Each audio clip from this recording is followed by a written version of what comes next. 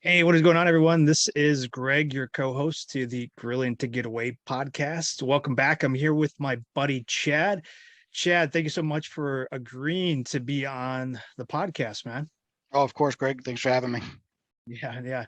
Now we've been connected for probably about 2 years now. I think we got connected first at our barbecue competition a few years ago. You competed, Yep. and kind of been following each other ever since. I've seen you grow into business. So you started doing your own barbecue kind of food truck and trailer and stuff, which is awesome. It's awesome seeing that. But before we jump into that, I just want the listeners to know a little bit more about you. So if you could give maybe a little background about who you are, what you're doing, and then how long you've been kind of doing this thing called barbecue. Sure. Yeah. Name's Chad. I'm the owner of American Made BBQ in Bristol, Wisconsin. I've been in the Navy today, 19 years. All right. Got about an hour and a half, I wish, a year and a half before I retire. And, I grew up eating barbecue in Virginia, and I wanted to bring that up here to Wisconsin. I told my wife when I came back up here for my last tour down in Jacksonville that this was something that I was going to look into doing. And we decided to start as small as possible. And Wisconsin's got very good transient slash temporary food stand laws. So I started looking into those, got my certificate or my licenses, got my retail license, and it's been off to the races since then.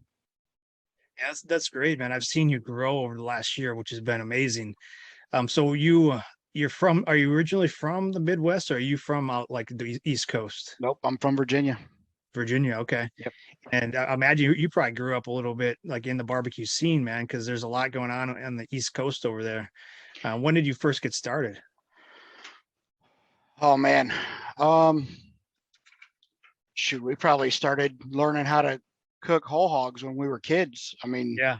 that was just something that we did.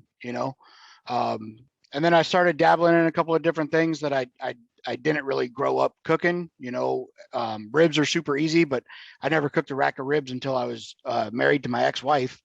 And I'm going to be honest with you, I couldn't figure out how to do it. So, I throw them on the grill, not in the smoker.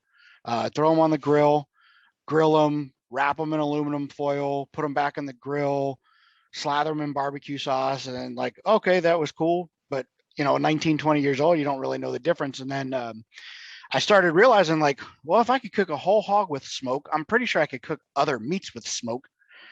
Um, and then just went from whole hog to pork butt to ribs and now, brisket and everything else under the sun. So Yeah, that's super interesting because most people start easy, like with like the ribs or whatever, and then they move into like the whole hog. It sounds like you kind of had a reverse experience where you were doing like whole hogs from early on, and then mhm. kind of gradually then started doing maybe what we'd all expect is maybe a little bit easier cooks. Yeah. Yeah, that's super interesting. So you joined the Navy, and I imagine you traveled quite a bit. Where else have you been like kind of stationed, or where else have you been Yeah. deployed to? Yeah. So I've been stationed all over. My first duty station was on a Austin class LPD, which is a Marine transport out of San Diego. We Okay. deployed in 2006 as part of ESG 1 to in support of Operation Iraqi Freedom. We took our Marines into Iraq, and then we went and did some anti-piracy operations off the coast of Somalia. From there, I went to a communication squadron in Omaha, Nebraska, of all places. So I had a son in San Diego. I had a son in Omaha.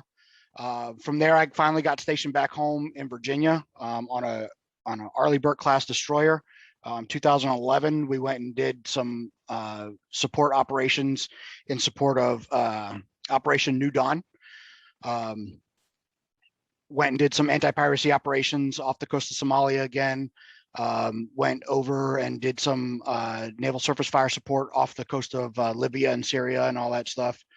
From there, I came up here for my first tour as a recruit division commander, which is the Navy's version of a drill instructor or a drill sergeant, whether you're Army or Marine Corps. Got divorced, met my wife, and then went down and did a squadron out of Jacksonville, patrol squadron out of Jacksonville. Did 2 deployments with them. One was in support of operations in the North Atlantic region, and one was in Japan flying missions in support of Southeast Asia missions. So you've been all over, and I bet you got some pretty crazy stories about the pirates out there in Somalia, huh? Yeah. Every time I tell my deployment stories, everybody's like, "Pirates really exist?" Yeah. Yeah, but they're not the cool like Jack Sparrow ones that you think of. They're a completely different breed. Sure. Well, maybe that's for a different episode. But Sure. so out of all the places you've been, what's been kind of the most surprising to you as far as their cuisine, like their barbecue and stuff? Um, I'm actually surprised that Nebraska didn't have a bigger barbecue presence than what it does. Nebraska had a very big steak presence. Everybody always talks about ordering Omaha steaks and those boxes that you get with the steaks and this, that, and the other. And Omaha and Chicago kind of mirror each other because they're on opposite ends of the same railway, and they used to ship beef back and forth to each other. So Omaha, it was a very, very big steak location. As far as barbecue is concerned, really the only place that I saw a big significant presence of it is, of course, back home in Virginia. I'm a huge advocate for you read some history lessons on barbecue, and barbecue started in Virginia, same history as the country back in the 1600s. And I hang my hat on that. It's one of them things where the history of cuisine is the history of the people who came over, and laid their roots down. And, at that time in Virginia, all you had was big old open fields and pigs to put in holes. So that's what it ended up becoming. But yeah, as far as like barbecue influence, it's just the way I grew up and how we cooked everything down in Virginia. There's, depending on which part of Virginia you're in, there's a lot of Eastern North Carolina style influence, which is a vinegar base, basting and all that stuff. That's really, I guess that's really the best answer I can give on that. Okay, no, that's perfect. I mean, you sprinkle a little bit of history in there that I know about Nebraska, and then you come back to your roots back in Virginia. So that was perfect, man. So, I want to transition a little bit. Let's kind of dive into, like, now you're coming towards the end of your Navy career. Sure. And you want to kind of move into this barbecue space. You said you started small. So how's your evolution been? From first deciding that you're going to get out of the Navy, and then two, after you kind of fully transition out of the Navy, that you're going to go kind of full time into this barbecue thing. Why don't you? Because I know there's going to be people out there that are similar, that like they want to know how to start their own barbecue food truck, or they want to sell their barbecue because they love it and people love it. So how did you go about that process? So the first thing I can say for people who want to start out, especially in the food service industry, is figure out how small you can start, see what you can translate from the laws, and then just pick up the phone and make those phone calls. I was worried about calling the state. State government, they're never going to answer the phone, this, that, and the other. Nope. The state of Wisconsin has been awesome to work with. The state has been awesome to work with. DATCAP has been awesome to work with. And Kenosha County has been awesome to work with. You read something, you can't really figure it out because it's written, in legalese. And you pick up the phone, you call somebody and you say, "Hey, I read this, help me understand it." And I did that. I called the state, gentleman up at DATCAP up in Madison by the name of Brian. I called and I said, "Hey, I read this. I think I understand it. How small can I really start?" And he said, "Dude, you can start with a 10 by 10 pop-up tent and a 5-gallon bucket of clean water with soap and sanitizer, and you're off to the races." And that's what I did. I bought 3 collapsible foldable tables. I bought a 10 by 10 pop-up tent. And if you come out to our pop-up events, you'll see like my back wall of my tent is my 6x10, logo and all that stuff. Behind that is my wash station. I got a 5-gallon bucket of clean water. I got a 5-gallon catch barrel. I've got my wash, rinse, sanitize buckets, this, that, and the other. And you're off, man. You just get to cooking and get to slinging barbecue. My Yes. biggest challenge from that launch has been trying not to outgrow, my pickup truck and my smoker trailer. I'm wanting to grow faster than I'm ready to grow, which is a good thing. But it's also a bad thing when you're working out of the back of a Ram 2500. You're limited on space. So for 2023, I think the only growth that I'm going to do, honestly, is I'm going to buy another 10x10 tent, and I'm going to go 20x10. Other than that, it's just going to be me and some collapsible tables and some stainless steel tables and a homemade smoker that I've got sitting out front of the house right now. I mean, that's awesome. I mean, I think you're the epitome of somebody kind of starting small and then moving and growing, as opposed to, you see some of these that buy these, tens of $1,000 trailers, and then they're looking to figure out, okay, how do I sell?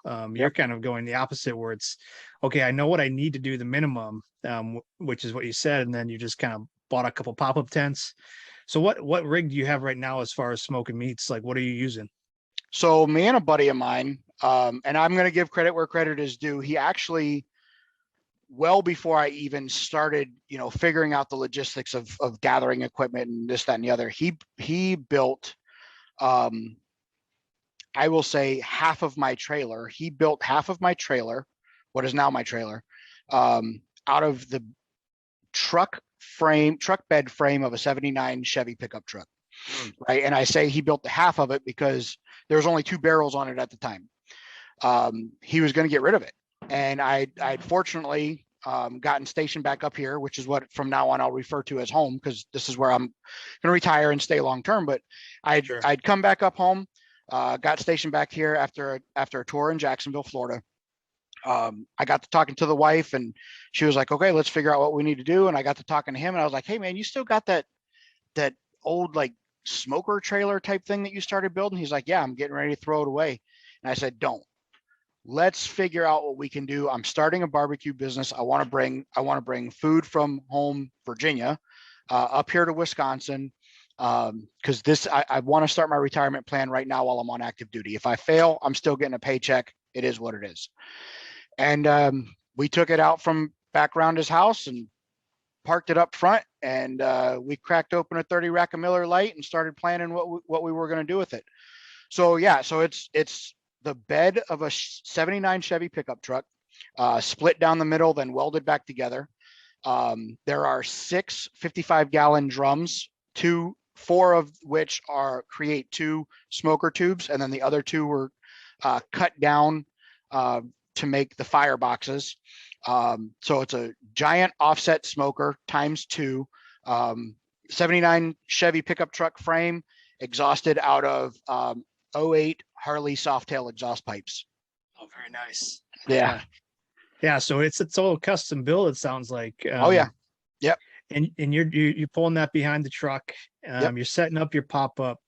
What is like kind of your go-to? I know you've got a few events under your belt now. What has that process been like for you? What are some things you've learned? And then like, what's kind of your go-to menu item that you like to have on the menu?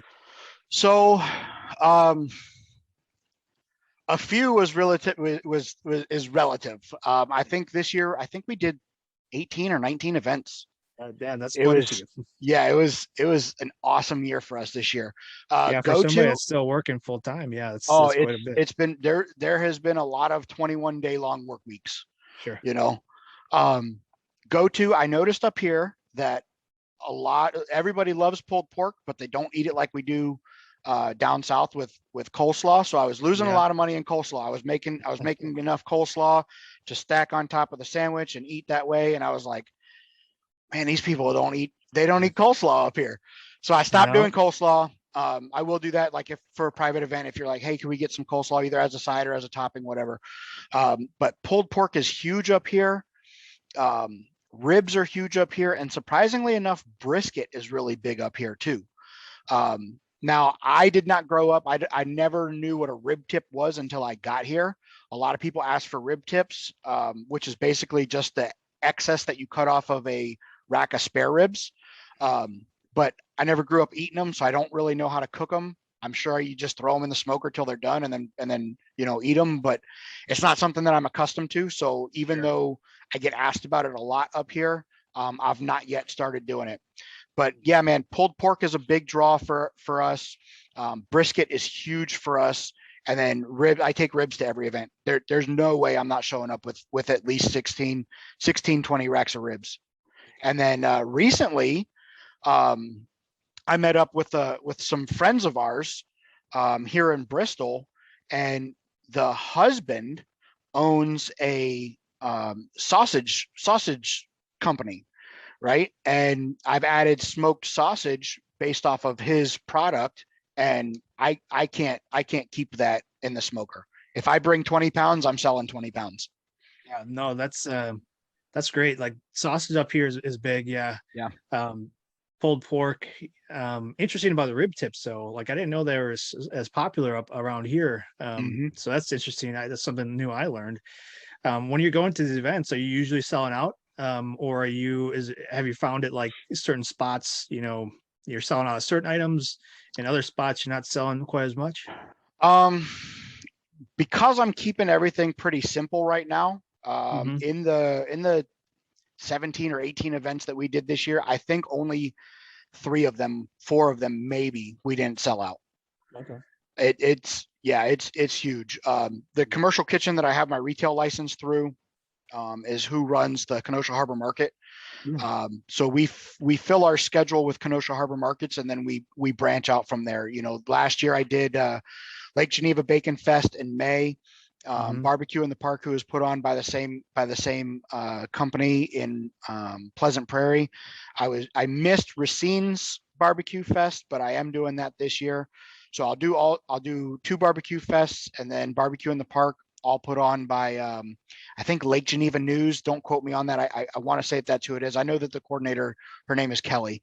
Yeah. So I'm going to do all three of their events. I'm going to do hopefully get back into the equestrian center here in Bristol. They have 4 events a year, and then the rest I'm just going to fill with Kenosha Harbor Markets because it's the dead of the summer from mid June to mid September. I mean, I was selling plates of barbecue that had maybe a pound and a half of meat plus 2 sides, and people were just eating them up, And I love barbecue. I love everything about barbecue, but to watch these customers eat, you know, a 2 meat plate with 2 sides in the middle of the summer in Kenosha, Wisconsin, and just leave no scrap behind, it is pretty fun to watch.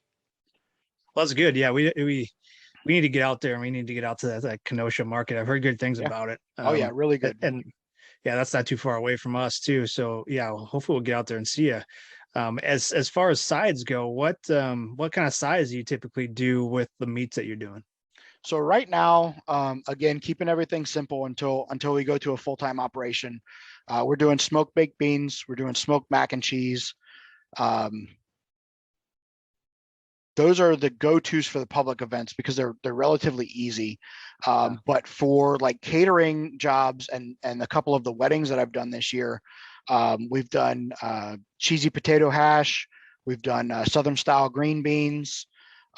Those are really the 4 that we've got going right now.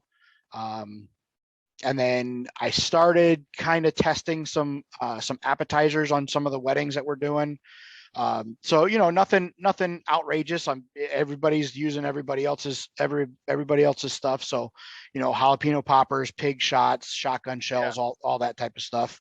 But you know, food's been around for tens of thousands of years. You're not gonna create something new. You just got to take it and make it your own. You know. Yeah. Yeah, and people are expecting some of those traditional staples too. Mhm. So you got to give the people what they want. Sure. And I was following you during that wedding that you were doing earlier. I mean, maybe it was a few months ago. And I knew you were stressing out about it a Oh little yeah. bit. Oh yeah. um, So what did you learn about that process of, not only catering or kind of feeding a lot of people, but feeding kind of in high stakes, right? So you got people coming to a wedding, they want the perfect day. So what did you learn about kind of food preparation and planning when you're doing an event like that? So you hit it right, like you hit the nail right on the head, right? They want the perfect day. And that's the thing that was stressing me out the most is if I make a mistake, I have a bad cook out at Kenosha Harbor Market or Bacon Fest, nobody's really going to know. I will know because maybe this plate of ribs, these 4 bones that I just sold somebody, we should have kept them, ate them ourselves, or called them a loss, whatever. The big thing was barbecue is about like bringing people together, right? And you have this situation where people have already been brought together. All you have to do is provide them the same food that you would provide your family. The key component and the reason why I was stressing out so much is I did my portion math about 1,000,000 times. And I talked with the bride. Everything was set up. Everything is good. And then I started thinking, I was like, man, why did we have that conversation again? Did I forget something? Did I not count correctly? Did I count for, 3 to 4 ounces per this side per person and 3 to 5 ounces if I'm serving 3 meats and this, that, did I do the math enough? And I got to a point where I overthought it and I took 3 extra briskets that I needed. I took 1 case of mac and cheese extra that I needed, and they had leftovers. They were perfectly happy with them. It's their food; they paid for it. But I think the biggest thing that I learned from doing the 3 weddings that I did this year is relax. Cooking barbecue is cooking barbecue is cooking barbecue. You do the math. You figured out what you needed. Just cook barbecue. So going into 2023, I've already contracted 1 wedding for May. I feel much more relaxed going into May's wedding than I was for the previous ones. But they were still fun. They were great events. Everything came out perfect. But it's not until the meat hits the grill grates and the smoke starts cooking it that you're really like, okay, everything's fine. Pork butts are in, briskets in. One of the weddings was a whole hog. We got the whole hog dressed. We got it in the pig roaster. And once the meat hits the grill, now you just sit back and wait to serve it, Yeah. Yeah, that's a great tip, serve like you'd be serving your family. Barbecue is barbecue is barbecue, and kind of relax and settle down a little bit. If you're cooking for that large of people, usually you kind of know what you're doing already. So that's great advice. And usually at this point, kind of I'll ask, because we do have like a lot of people that listen or watch the podcast that maybe are new to grilling and barbecuing, but since you're a little bit newer to like catering and events, I'll tailor it a little bit. So what advice would you give yourself if you could go back in time? You just decided that you're going to be starting up and selling food. What advice would you give yourself? That's actually a good question. What advice would I give myself? I would say, don't be afraid to do it. Don't be afraid to try something. My pulled pork is different from Jimmy's out in Lake Geneva. Our pulled porks are different from Jeff up in Racine, and there's just the end product is always going to be different. The process is always going to be the same.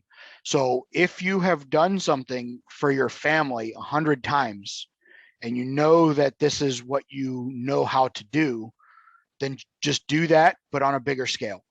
Relax, trust the process, trust the science behind cooking meat, and just let it do its thing. The meat is the boss, right? A lot of people, I just had this conversation yesterday. Again, I just got home about an hour ago from our final night of initiation for the new Chief Selects. And I cooked barbecue for the whole mess. I cooked barbecue I did ribs, chicken, mac and cheese, and beans for 150 people. And while I was cooking all day yesterday, one of the other chiefs came up and asked me, hey, I got a problem with my pork butts. I put them in, and the recipe says 8 hours, and it should be at this time, and at this time, and my bark's not setting. And this, don't listen. Don't listen to a recipe. Don't listen to a recipe. Put it in the smoker, 275. It'll tell you when it's done. A lot time though, an 8.5 pound pork butt shouldn't take any more than, I don't know. And I know I'm getting ready to go against what I just said about don't worry about the time, but an 8.5 pound pork butt shouldn't take any more than 10 to 12 hours, right? That sounds like a long time, but if that meat hits a stall and it doesn't feel like cooking past 170 for 4 hours, there went that recipe that just told you, hey man, it's going to take you 10 hours to cook this 8.5 pound pork butt. Well, 4 of it wasn't even accounted for. So let the meat tell you when it's ready. Don't worry about internal temperature before you wrap it. Smoke it to a color. If you want mahogany bark, smoke it till it's mahogany, then wrap it and put it back in and let it finish up. If you want it a little bit darker, if you want it a little bit, your briskets, if you want a little bit of sugar cookie on them, let it go a little bit longer. Trust the process, trust the science, wrap it, finish it, rest it, slice it. Yeah, trust the process. And I think you're spot on. You got to kind of, do what you've always done, maybe at a larger scale. But yeah, ultimately trust the process and, cook to a temp, not a time. So yeah, that's great advice. And then like, what's a piece of equipment that you use right now that, you couldn't live without aside from, the smoker? Thermometer. Yep. I have a ThermaPen collapsible thermometer. And I absolutely love it. But even to the same thing, right? Temp is nothing more than a guide. It's really feel that you're cooking for. I've had briskets finish at 195. I've had briskets finish at 203. I've had briskets finish at 211. I've had pork butts pulled with your fingertips at 190. I've had pork butts pulled with your fingertips at 210. So use your thermometer and the temperature that it gives you as nothing more than a guide. But really at the end of the cook, if you can put that thermometer in that meat and it feels like all you're doing is dipping it in a cup of water, pull it. Don't pull it, but pull it from the smoker, rest it. Rest is huge. Pull it from the smoker, rest it, pull it, slice it. But yeah, the most important thing that I have right now in my butcher bag or in my equipment box is 100% my probe thermometers. Awesome. Well, that's great. That's a great tip, and a great piece of equipment as well. Well, Chad, this has been an awesome conversation. I really appreciate it. Yeah, man, I appreciate it. Thank you. Where can people find you if they want to go follow what you're doing with your business, but then also like if on the socials and stuff, where can people find you? Yeah, so I'm on Facebook, Instagram, TikTok, and Twitter. All of them are American Made BBQ. So just search us on those 4 platforms. As events come up, I put them automatically on my Facebook calendar and the events portion of my Facebook page. But I try to keep Instagram and Facebook updated parallel. Twitter, I'm not very good at. I have no idea when the last time I made a Twitter or a tweeter or whatever it's called. TikTok, I have TikTok because my kids told me to get TikTok. I'm going to be honest with you. It was the greatest piece of advice my preteen children told me to do because it has blown up pretty quickly. And it's awesome. From the little video things that you put on that you can post to the lives. So yeah, TikTok, Facebook, Instagram, Twitter, all of them, same name, American Made BBQ. Awesome. Yeah, we'll put links to your pages in the show notes so people can find you But no, this has been an awesome conversation. I appreciate you sharing kind of your journey from startup to where you're at right now. I've been watching your journey; it's been inspiring. So I know a lot of people that have been thinking about it might have some good ideas now. And I think the biggest one I heard from you is, "Hey, just get started. It doesn't Yep. have to be huge. Start small and then grow from there." So, Yep. Chad, thank you so much for being on the show. I really appreciate it. Absolutely, Greg. I appreciate it, brother. Thanks for the invite. Yeah, yeah, no problem. Cheers. All right, man. Take care.